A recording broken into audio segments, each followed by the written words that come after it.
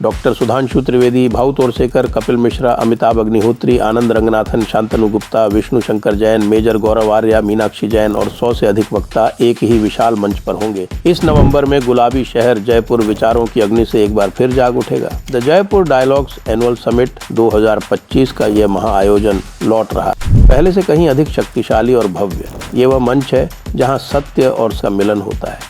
3 दिन तक राष्ट्रीय सुरक्षा से लेकर सांस्कृतिक पुनर्जागरण तक हर विषय पर बेबाक और निर्भीक चर्चा की। ये केवल एक समिट नहीं बल्कि एक सभ्यता की आवाज है जो अपना वृत्तांत स्वयं लिख रही है। इस महत्वपूर्ण राष्ट्रीय संवाद का हिस्सा बनने के लिए आप अपना रजिस्ट्रेशन करा सकते हैं। इस वैचारिक आंदोलन को समर्थन देने के लिए आप सेशंस को स्पॉन्सर कर सकते हैं और आयोजन स्थल पर अपना स्टॉल लगवाकर व्यापक दर्शकों तक पहुंच सकते हैं। वहां रहें, साक्षी बने, आवाज बने।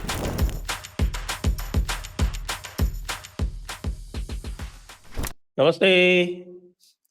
आप सभी से अनुरोध है कि कृपया हमारे चैनल को सब्सक्राइब करें, वीडियो को लाइक करें।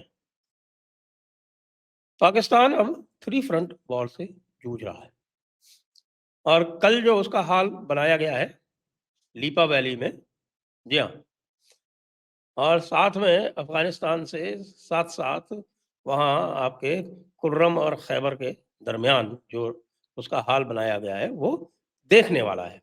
तो मैं ये चीज़ आपको एक मैप पे दिखाता हूँ।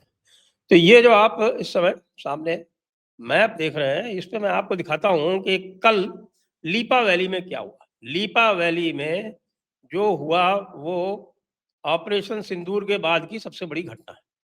अब आप ये देखिए कि पहले मैं आपको ये मैप दिखाता हूँ। ये आप देख रहे हैं ना, ये जो सफ़ेद सफ़ेद जो दिखाई पड़ रहा है, ये कर्सर आप देखें, ये सफ़ेद सफ़ेद जो है ये आपके स्नो कैप्ड माउंटेन्स हैं और ये आपको ले जाएंगे, यहाँ दिखाएंगे आपको हम बारामूला। ये जो देख रहे हैं आप, ये पहलगाम वाला जो है, ये यहीं से, सॉरी पहलगाम नहीं है, गुलमर्ग वाली जो चोटियां हैं, ये गुलमर्ग वाली चोटियां हैं। अब यहाँ देखिए आप, ये है बारामूला। थोड़ा मैं और इसको कर देता हूँ। ये देखिए, ये है बारामूला। बारामूला से आप चलते हैं तो ये आ जाता है यहाँ पर उड़ी, और उड़ी के बाद ये जो चकोटी देख रहे हैं आप, ये चकोटी जो है ये भारत और पाकिस्तान की एलओसी यहाँ चकोटी पर बनती है। अब आप देखें, ये है लीपा वैली। अब इधर से लीपा वैली पर मैं पहुंचता हूँ। ये लीपा वैली से ये लीपा नदी जा रही है। ये जो लीपा नदी जा रही है ये यहाँ टीठवाल पे जाके यहाँ पर ये झेलम से मिलती है। अब ये लीपा वैली को आप देखें जरा, इसका ये नक्शा देखें। लीपा वैली के इस तरफ भारत है और इस तरफ पाकिस्तान है। यहाँ से लीपा वैली से ये घुसपैठ कराता है। कल भी इसने इसी तरह के घुसपैठ की कोशिश की। भाई साहब, आपको पता है क्या हुआ? आर्टिलरी यूज करके भारत ने यहाँ पूरा धुआं धुआं कर दिया। पूरे पीओके में धुआं धुआं हो गया। इतना धुआं हुआ साहब कि पूरी यहाँ तक खबर पहुंच गई, मुजफ्फराबाद तक। मुजफ्फराबाद में हल्ला हो गया कि साहब कि पाकिस्तान, भारत जो है वो हमला करने आ रहा है। ये है हमारा पहला फ्रंट। पाकिस्तान ने भारत को 2.5 फ्रंट में विभाजित करने की कोशिश की थी। ये देखिए आप, यहाँ पर ये वाली चोटी है, ये पीर पंजाल की चोटी है, जहाँ जहाँ आप ये देखिए, यहाँ पर जहाँ पर मैं कर्सर चला रहा हूँ। और इधर ये जो देख रहे हैं आप, ये शमशाबाड़ी रेंज बोलते हैं इसको। ये पूरी है शमशाबाड़ी रेंज, इधर जो जा रही है।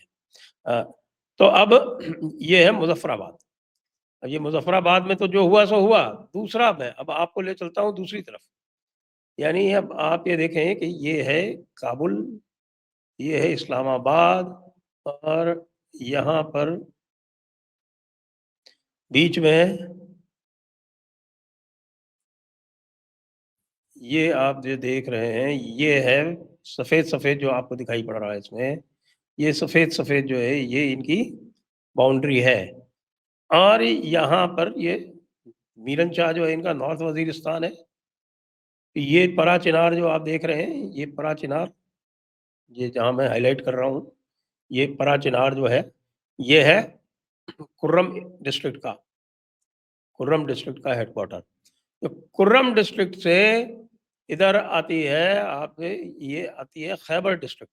इस खैबर डिस्ट्रिक्ट में यहाँ पर लगभग, ये देखिए आप, ये यहाँ पर कल जबरदस्त अफगानिस्तान और पाकिस्तान की फौजों में, यानी तालिबान में पाकिस्तान की सीमा के अंदर जबरदस्त लड़ाई होती है, और लड़ाई में 5 पाकिस्तानी तो मारे जाते हैं, जो कि पाकिस्तान मान रहा है।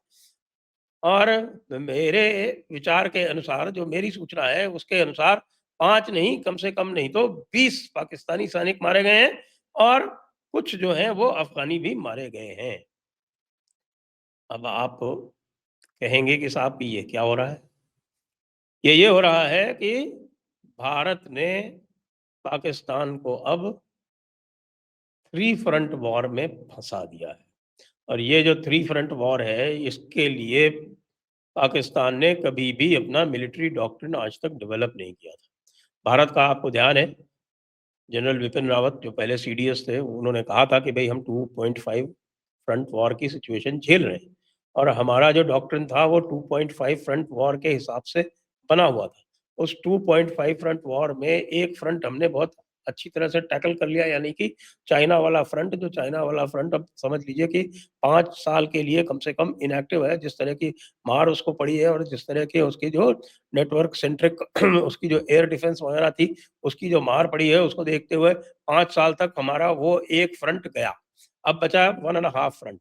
1.5 फ्रंट में भी आधा फ्रंट में से जो आधे फ्रंट का जो आधा है, यानी आप समझिए क्वार्टर फ्रंट, वो हमारी होम मिनिस्ट्री ने, हमारे होम मिनिस्टर अमित शाह जी ने नक्सलियों को समाप्त करके आधे का आधा फ्रंट तो खत्म कर दिया।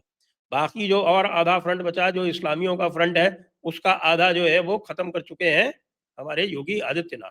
तो भारत का अब केवल 1.2 आप समझ लीजिए, 1.25 भी नहीं कहूंगा, 1.5 क्या, 1.25 फ्रंट बचा।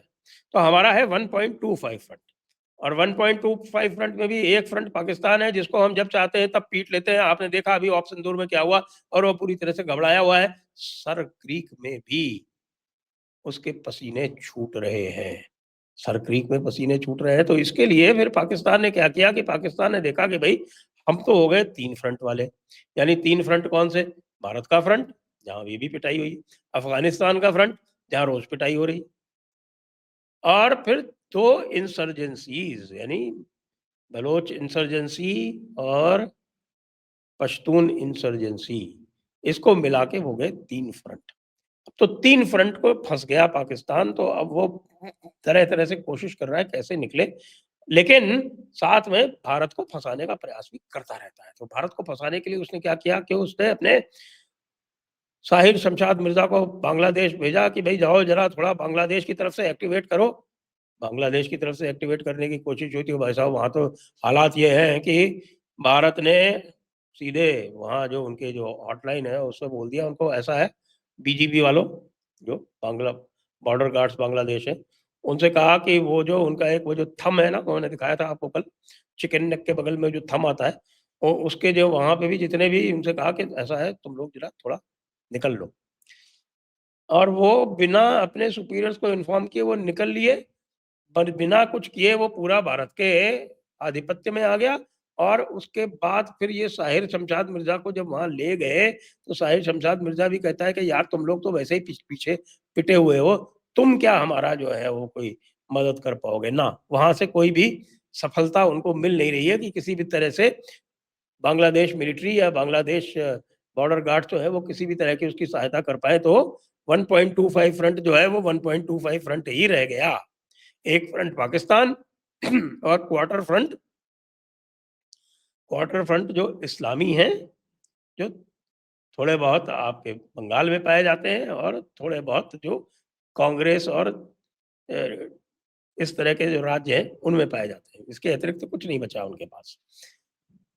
उधर अफगानिस्तान के साथ वार्ता हो रही थी। अफगानिस्तान से वार्ता करने के साथ साथ पाकिस्तान ये ट्राई कर रहा था कि भाई ये जो एक फ्रंट है अफगानिस्तान वाला वो समाप्त कर लिया जाए। अफगानिस्तान ने साफ मना कर दिया। अफगानिस्तान ने कहा कि नहीं, हम आपको किसी भी तरह का कंसेशन देने के हक में नहीं है। पहले तो आप जो टीटीपी ने जो भी एरियाज काबू कर रखे हैं। मतलब उसने अपना और टीटीपी का अलायंस एक तरह से ज़ाहिर कर दिया। इस्तांबुल टॉक्स जो हैं वो बताया जा रहा है कि वो फ़ेल हो चुके हैं। और इस्तांबुल टॉक्स के फेल होने का प्रमुख कारण यही है कि अफ़गानिस्तान ने कहा कि टीटीपी ने जो भी एरियाज़ ऑक्यूपाई कर रखे हैं, आप उनकी गारंटी दीजिए कि वो टेरिटरीज़ जो हैं वो टीटीपी के पास ही रहेंगी। आप वहाँ पर हमारे पश्तून भाइयों के साथ में कोई किसी भी तरह का खिलवाड़ नहीं करेंगे। और इसी बीच में जब ये वार्ता चल रही थी, उसी बीच में अफ़गानिस्तान का जो मैंने अभी आपको दिखाया, वो खुर्रम एजेंसी और खैबर एजेंसी के बीच का जो पास था, जो मैंने आपको दिखाया था, वहाँ पर युद्ध हो गया ज़बरदस्त। और इतने 20 एक पाकिस्तानी फ़ौजी मारे गए और इतने ही लगभग आप समझिए अफ़गान फ़ौजी मारे गए। तो अब हमारा पाकिस्तान, मियाँ पाकिस्तान जो है, वो थ्री फ्रंट वॉर में पूरी तरह से अंदर जा चुका है। और ये थ्री फ्रंट वॉर जो है, इसको आप अगर कल को देखें कि गिलगित बाल्टिस्तान में भी कुछ शुरू हो जाए, तो आश्चर्य मत कीजिएगा। ये थ्री फ्रंट वॉर नहीं रहने वाला है। ये 3 का 4 और 5 फ्रंट वॉर होने वाला है, जिसमें पाकिस्तान इस बुरी तरह से फँस चुका है कि उसके निकलने की अब कोई गुंजाइश नहीं है। लीपा वैली में जो हुआ, उसके बाद मैं आपको कहता हूँ कि मुझे तो ये लगता है कि लीपा वैली के साथ-साथ ये जो आपका हाजी पीर वाला है, अगले ऑपरेशन सिंदूर 2.0 में ये ऑब्जेक्टिव होना चाहिए कि जो हाजी पीर बल्ज है, वो भारत ऑक्यूपाई कर ले। और ये लीपा वैली के जो सामने वाले जो इलाके हैं ना, उसके बारे में भी कुछ सोचा जाना चाहिए। क्योंकि चकोठी के सामने जो फीचर है, वही आता है लीपा वैली के और झेलम वैली के बीच में। और वो फीचर अगर हम कब्ज़ा कर लें और साथ में इधर का हाजी पीर फीचर कब्ज़ा कर लें, तो जो 2 बहुत बड़े इनके जो इन्फिल्ट्रेशन एरियाज़ हैं भारत में, वो समाप्त हो जाएँगे। तो थ्री फ्रंट वॉर, पाकिस्तान तुमको मुबारक हो। और जिस तरह से तुम्हारा अफ़गानिस्तान और बांग्लादेश दोनों का मिशन फ़ेल हुआ है, वो भी तुमको मुबारक हो। जय हिंद, जय भारत, वंदे